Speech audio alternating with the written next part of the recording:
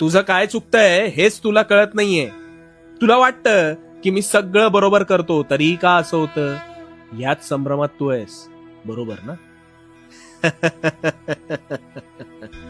आता आज तुझे हे डोळे उघडणार आहेत आणि तुझी ही शंका आहे ना, आता कायमची संपुष्टात येणार आहे. शांतपणे ऐक. बालपणापासून ससा आणि कासवाची गोष्ट तू ऐकली आहेसच. आता तू म्हणशील त्या गोष्टीचा माझ्याशी काय संबंध. सांगतो, थोडा संयम बाळग. तुला ठाऊक आहे, ससा पुढे जाऊन फाजील आत्मविश्वासामुळे झोपून गेला आणि अशातच संधीचा फायदा घेत कासव पुढे जाऊन शर्यत जिंकले सुद्धा. तुला माहितीये तुझ्या आयुष्यात तू का हरतोस?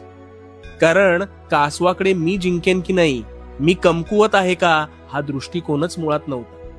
मला थांबायचे नाही एवढंच त्याला माहिती होतं. पण तुला स्वतः